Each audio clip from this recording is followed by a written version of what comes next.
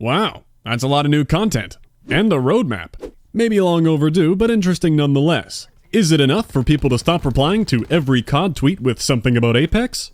Unlikely, but I'll summarize everything in this hefty update. First half will be all information, second half I'll share what I think about it. This is coming from notes I took from watching their live stream, as well as any relevant Reddit threads, blog posts, and of course that handy roadmap, everything linked below for you to read more. Multiplayer. There was, at long last, a considerable amount of multiplayer balancing. They outlined the details last week. I won't waste 10 minutes reading it out loud. Here are the things that got worse, and here are the things that got better. This is on console, and now for PC. Of course, that is very simplified and doesn't give you the full picture. I highly encourage you to check out the notes below if you want to know what actually changed. They have it all very well organized. I'll only bring up one part of the Titan nerf, where you can see the damage dropped from 46 to 38. That looks massive, but remember those are both 4-shot kills against a full health enemy, and there is no Titan range drop-off. The main difference is that it'll take longer to destroy streaks, no more 3-shot headshot potential, and being less effective against injured enemies and through walls and all that. At the same time, there were some big score streak buffs in the balancing pass to be both stronger and more resistant to being shot down. Hopefully that sentry doesn't suck as much now for anyone struggling with that challenge. As part of the Grand Heist operation, we're seeing 2 new guns, the Rampage full-auto shotgun, which they described as being built around mobility and needing to get pellets on target, meaning the base damage for just getting a hit is on the low end, some accuracy is required, which is good. It looks like that could be a very annoying gun if done poorly, we'll have to see.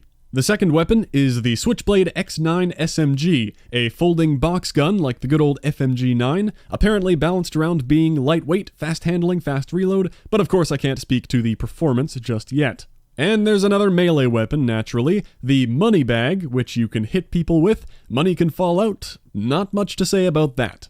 Along with those, plenty of cosmetic black market content in the new tiers. Looks pretty goofy, plenty of it has been showcased in the trailers. Blackjack also returns to sell you some cases of reserves items. Sounds a little like supply drops, they just couldn't help themselves. You can also earn them by playing multiplayer in Blackout though. It sounds like a way to get reserves items before completing the first 100 tiers, which actually sounds like something consumer friendly if anything. You don't have to spend any money on cases to be earning some that may help you fill in what you missed from previous events. Maybe it will be a more evil system than that, I don't really know. They didn't advertise it very much. And at the same time, on top of new Mastercraft variants and reserves, like the KN and Outlaw were a couple they mentioned, there are also new signature weapons with Mark II versions that actually give you a 25% XP boost per kill. So not purely cosmetic anymore, they want you to have a reason to buy those drops. Next, the return of Outrider, the Black Ops 3 specialist at Tier 1 of the event, just like Zero. She has the Sparrow special weapon, as you'd expect. The bow and arrow is back, except now they made it fully accurate without needing to aim down your sights. Apparently to make it more rewarding? Sounds like they just made it stronger and even easier to use, which fits the pattern of specialists in this game, but okay. And her equipment is the Hawk recon drone, which can tag enemies and be parked in the air to automatically tag anyone who walks through the area. The 2 new Black Ops Pass maps are Lockup, a police station under attack where holding the roof gives good map control, and Casino, a casino. Finally, there's the One in the Chamber party game mode returning, and League Play we know begins on Thursday. People have been waiting patiently, or not so patiently, the 4 months since launch. Well, we finally have the date set in stone. Expect all the details for that to be coming out over the next few days. I'll link that below as well when it does.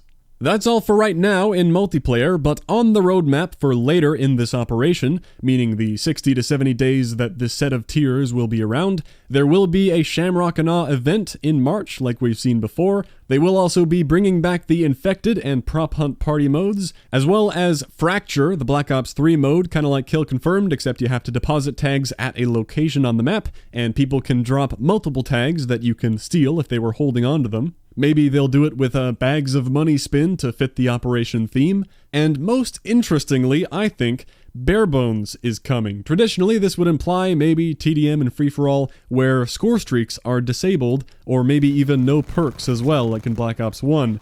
However, I'm sure what most people are hoping it means is that specialists are disabled. That makes more sense, given it's what people have been asking for, but we'll have to see. Maybe it'll be streaks and specials disabled. We really don't know yet. And no VSAT, by the way. I assume the asking for VSAT spam is more of a meme at this point, though. Like, you guys know if they gave it to us, it would just get hacked by a 0 anyway, right? Blackout.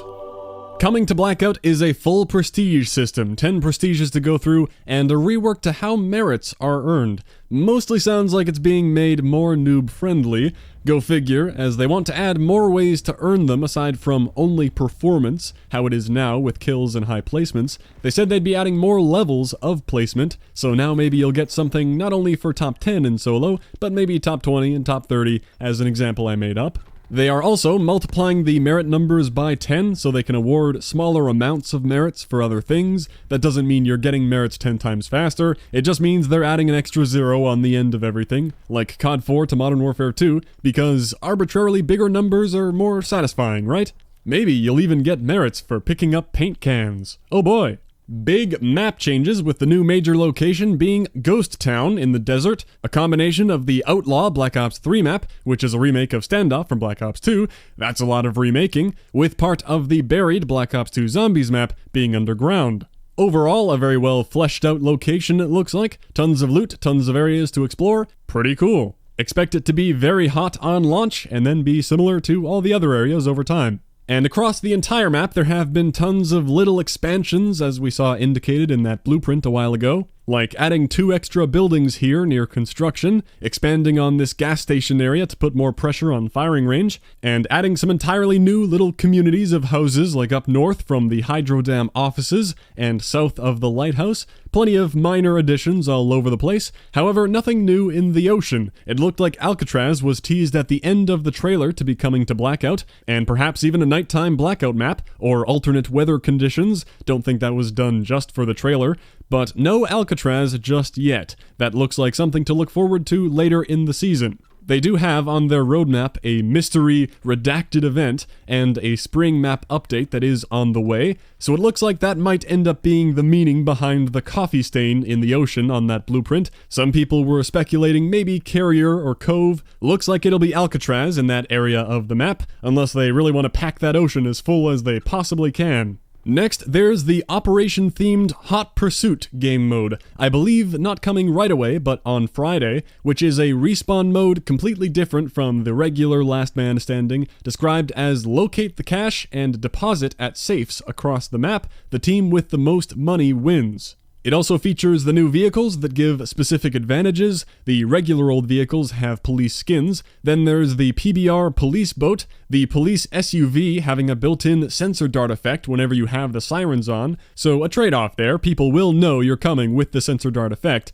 but generally vehicles aren't stealthy, sirens are not, so definitely sounds worth it to pull up on a building and know right away if it's occupied. Should help with aggressive play. The effect of using the muscle cars will help you locate supply drops and stashes, and all the high-tier armor and equipment and guns have been moved into those stashes to encourage looting them. They also mentioned incorporating escalating loadouts for Blackout respawn modes, where if you respawn after a circle closes in later in the game, you'll get better gear on respawn than just a strife. For example, in a late game circle, you could come back with armor and an SMG to be able to better compete in the late game if there's nowhere left to loot. They also discussed various quality of life improvements, stacked items in the quick equip, it being easier to strip attachments off a tactical gun on the ground to put it directly on the gun you have, equipping items like trauma kits straight off the ground, things along those lines, and on top of that they have a big list of Blackout weapon balance changes and tuning, like you might have guessed an ABR nerf to increase recoil and add some delay to the burst. They also wanted to give LMGs a purpose without making them too good against players, but they're getting a recoil decrease and will be dealing double damage against vehicles, which is pretty huge. Sounds like LMGs will melt vehicles pretty quickly, especially if you have a team all firing on a vehicle at once. They're also tuning armor again, bringing it back a little from the previous rather extreme armor nerfs. They'll be making level 1 and 2 armor a bit more useful again. Level 2 will match the current level 3 in terms of damage mitigation, with level 3 still providing that headshot protection, and it will no longer require twice the amount of armor plating to be repaired. And of course, tons of cosmetics on top, the same black market stuff as multiplayer, as well as additional Blackout characters. We saw some zombies, it sounded like Brutus and Misty will be in the black market. We'll have to see if there are any new unlock missions. There's also the Cosmic Silverback for Black Ops pass holders, just like there was Reaper and the Shadow Man for Season 1 and 2, a nice little Dead Ops Arcade reference, and quite the unique character. They also mentioned a new type of cosmetic, the Jump Pack. Exo Boost jumping confirmed. Just kidding, it is to customize your parachute pack and maybe smoke trail, I assume, when you're dropping into the map.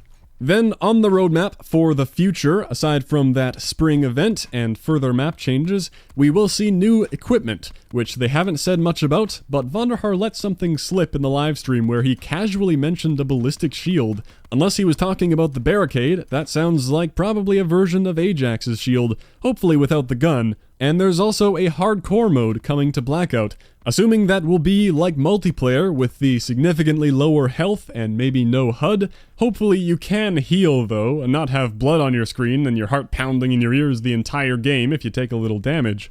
Well, hardcore Blackout sounds very interesting. I think it'll be pretty campy and annoying to play, but if you want to play Blackout more like real life, all about positioning and ambushing and being very quiet, afraid of ever getting shot, maybe that'll be for you. Not to mention, for anyone trying to do the true sniper challenge, it sounds like a godsend. Zombies! The zombies content is pretty light in this update, but they did talk about some things that are on the way. In terms of what's happening now, there's the new Defcon 5 gauntlet for classified, the Ethereal Razor perk which buffs your knife to do more damage and give you health back for melee attacks, and I assume the new weapons that came along with the multiplayer update. I think the most useful addition is something that isn't even on the roadmap, just mentioned in the livestream, the daily callings, which are fairly straightforward daily challenges in zombies. They typically give you some XP and 20 plasma, but now they will give you a black market tier skip as well, and that is on top of the regular tier skip that you can get by either reaching round 15, getting a Blackout merit, or winning in multiplayer. So even if you aren't that into zombies, if you want to progress faster through the black market tiers, you could hop in to do the daily challenge in zombies. It's typically very straightforward to rush it in casual. You'll probably reach round 15 at the same time, and that can get you 2 daily tier skips towards the black market. That's it though, pretty dry in this update for content, but on the roadmap for March and the remainder of the season, there will be the Alcatraz gauntlet for Blood of the Dead, some new elixirs, big quality of life additions like host migration, split screen pause, and server pause that allows the host to pause the game, convenient for sure. And the big piece of content coming in March is the Ancient Evil map, continuing the Chaos story in Delphi, Greece, and they said this will be the final Chaos Story DLC for this season. After that, the next 2 maps to be released will be back to the Ether storyline. Seems like most people are happy about that. That's all for zombies. The final thing on the roadmap is just laying out the rough timeline for, of course, the Shamrock and Awe event coming in March, and Operations 4, 5, and 6 to be taking place in the spring, summer, and fall. No big surprises there, but reassuring to know there is a plan for continued content. They did also pledge to be on camera more, giving more developer updates, ramping up the communication. That's always nice to hear. We'll see how they follow through on that. So what do I think about all this? Moving to a little opinion time? Well, for the multiplayer, it seems like some long-awaited balancing changes, and several things in the new operation that freshen things up, the maps, the guns, the party modes, and the cosmetics, but those changes don't affect me. I'm feeling quite done with the multiplayer. I don't mean that in a frustrated way, like there's something I wish they would do. Even if the bare bones thing ends up being that glorious no specialist playlist, I don't have any interest. I've simply played the multiplayer the amount that I want to play it, completed my goals, so no amount of balancing or new content is gonna draw me back in. I still haven't played a single game on the first couple DLC maps, and never will. League play as well, thank God it's finally here. I think it's cool, and I hope it is done well, and lives up to people's expectations, but it isn't for me. I'm just not that competitive. The Blackout updates are pretty neat. Cool to see the map touched up, the big new location, and the rebalancing of the armor and some weapons, much needed I think. The prestige system took long enough for the people stuck at level 80. I never played that much Blackout and don't know if I ever will be prestiging a whole bunch, but good that they finally have that system in place. And the new vehicles and game modes add some welcome spice to the game. The cosmetics are pretty goofy, but I'm not particularly bothered by that. So nothing really negative to say about the Blackout content, but it doesn't change too much for me. I'll still be playing it here and there. Too bad no change to the camo system to make it a little more interesting. And lastly, zombies, not much content to discuss there just yet, and even when there is new stuff, honestly the way I play zombies is mainly grinding out 9 in the exact same way every time for easy challenges. But that double tier skip is a nice reward for daily zombies players, since you don't earn tiers the normal way through playtime. Overall, I want to call this a pretty impressive update, but they kinda had to have something impressive prepared when they went dark for a couple months there. I've seen plenty of frustration with the value of the Black Ops Pass, and normally I might think, people are just complaining too much, chill out. But no, I'd say that's pretty justified. I recall the Black Ops Pass being advertised as enabling them to spread out content, so the updates would be more frequent, like dropping another map every month. But so far, it's kind of been like regular DLC packs, except smaller, with the pass not providing much value other than those maps. It doesn't help you earn tiers or new guns, it only gives you a couple of cosmetics like the unique Blackout character, one each season. Black Ops 4, I think, is an excellent game, and launched with a ton of hype, but they haven't been great at following up to keep people interested. I know the time to say that was a few days ago. Saying it now, after all this, not as many people will want to agree. Well, here's to hoping that this is the turning point, and everything's running smoothly in the studio. Like, it kind of felt something must have been going wrong when they tweet out that a combat record is coming next week, and then 3 months go by, still no word, and League play taking this long. Is this update too little too late? I guess that depends on who you ask. I think it's a cool update, and we'll continue playing some Blackout and Zombies here and there, for as long as I can still find matches on PC. I'm sure this update will bring some interest back, but Blackout would need to go free to play to be relevant in the Apex conversation, and Apex is a ton of fun. Sorry if you're not a fan of it, but damn, they made a lot of excellent design decisions to make for a fun, aggressive BR. I could go on and on about that, but this is not the time nor the place. Hopefully this big new Operation update has piqued your interest, given you a reason to go back and check out Black Ops 4, or maybe not. That's fine too. Thanks for watching. I'll catch you next time.